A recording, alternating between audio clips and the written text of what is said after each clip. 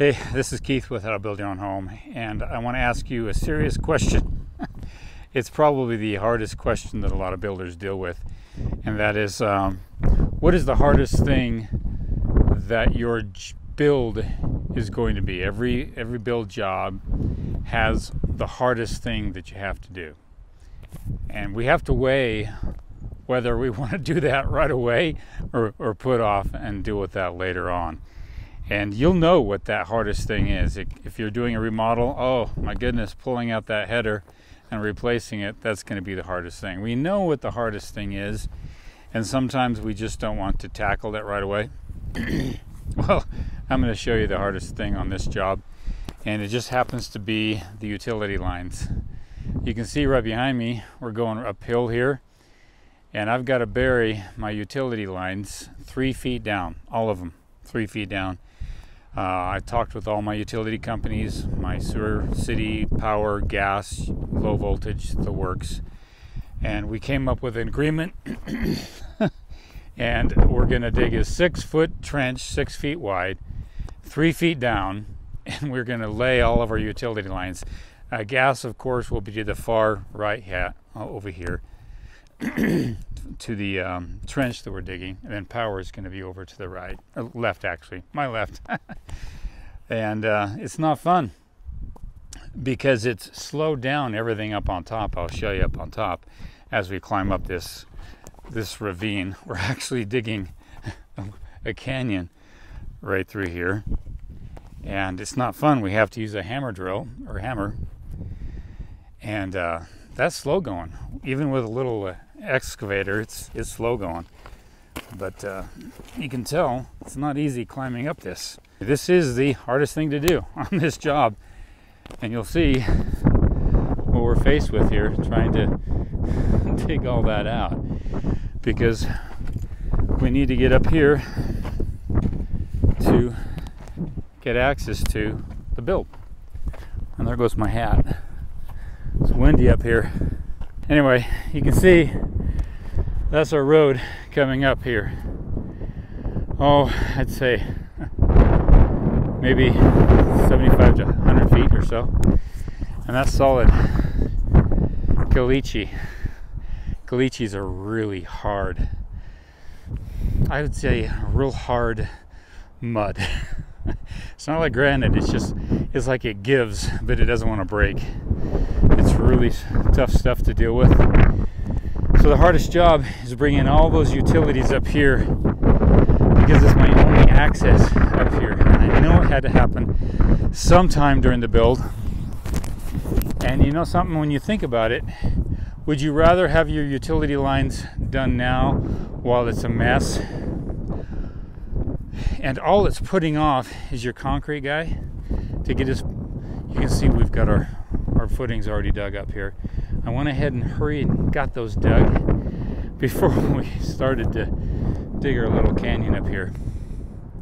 But think about it, when you put in utility lines, it's typically messy, and typically 3, 4, sometimes 5 different trenches going different ways. If it's a sewer line and it's going to a septic, that's a whole mess itself.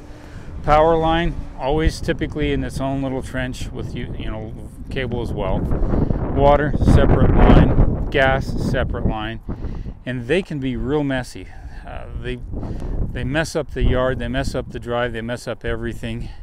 And a lot of times builders do those at the very end of a job because they want to get the build going. And when everyone's done with their stuff, they come in and do that with landscaping and whatnot. But invariably, the inside's not done yet. Invariably, there's a lot of finish work.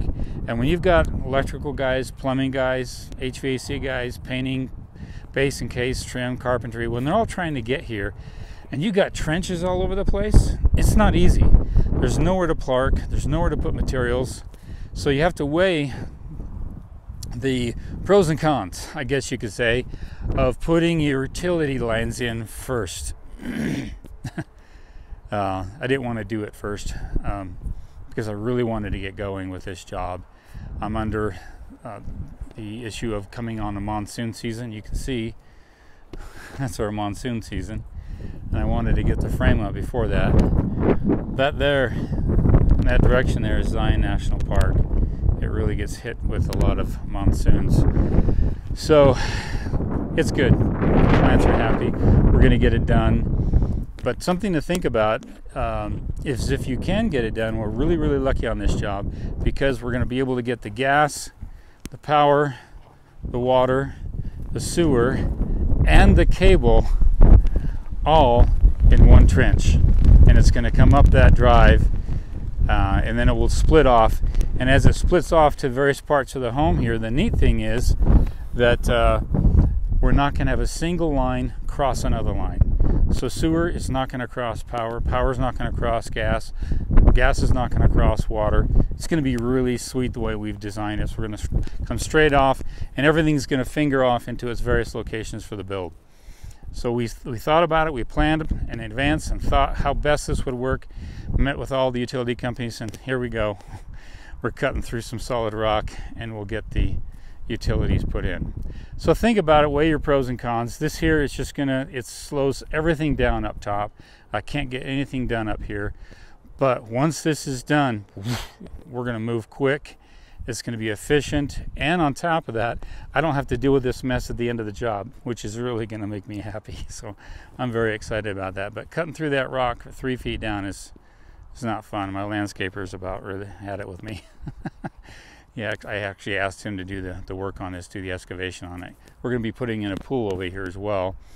Over here where you see that big rock over there in the corner, we'll put a pool. So when we're done with this, we're actually weighing the advantages of actually digging out for a pool, hauling that off, and then starting the home. So we're probably going to do that because I will have no access. You can see right here that there is my footing for the garage, and the house literally takes up this entire area all the way to over here, and I will have no access back there, none whatsoever, to get access to that pool. Let me show you something here while I'm up here. I thought I'd share this with you. Whoa! See how close we are with the footing. I always talk about dirt work, I always talk about geotech, and check this out. This is how close we are with the footing to this cliff right here. So I called my geotechnical engineer. We had a site visit and he told me what needs to happen. We're going to dig it down 2 feet. We're going to step the footing down 2 feet, and then I talked with my engineer on top of that, and then he said, Keith, you can go 2 feet, you can go 3 feet. I'll give you an option for both based upon what you hit below, what kind of hard pan I hit. And so we hit 2.5 feet. We're going to have a step down footing right there, and it'll be a little thicker with an additional rebar. And it was real hard when we hit that 2.5 foot mark, so we were satisfied. So took some pictures, communicated with both the people responsible for making that call. That was not my call to make. I'm a builder. I follow structural and geological engineering recommendations and engineered plans. I don't make up stuff on my own, because that's not my liability. That's their liability. Anyway, this is Keith Kelch giving you some real hopeful pros and cons as to whether or not you want to do your utilities first, giving you some site visit of what's going on. This is going to be a beautiful home, beautiful view. I'll give you some more posts as we go with this one. But I made a hard decision first, and I didn't want to put it off, and it's actually going to work out great for us. Think about what's the hardest thing on your job, and should you do it first, weigh the pros and cons, or should you do it later? Does it benefit doing it later? And think about that. I think about that a lot. I've got a real complicated issue coming up on Friday, and sat with my framer on another job, and I wanted to get it done on Tuesday, actually today, and he said, no, I need some time to think about it. And as he was thinking about it, he came up with some really cool solutions. We're actually going to lift some trusses, raise the wall, and reset some trusses on a home. Maybe I'll take some video and show you that on Friday. So that's a difficult thing for this week, but this is the most difficult thing on this job. Think about it, pros and cons, and make sure you tackle it when it's best to tackle it. Right now, it's best to tackle this because it's not putting anybody off. That's the thing you want to think about. Is the hard thing you're going to do on a job, is it going to put a lot of people off? And you don't want to do that. This is not really putting people off. They're just delayed them. It's not putting them off. And so it has to get done anyway. And so you don't want people walking up here trying to get access to do something up here. Let's just not have anybody do anything up here until they're done down here. That's the hard decision. We're doing it right. This is Keith Kells with How to Build Your Own Home. You guys take care.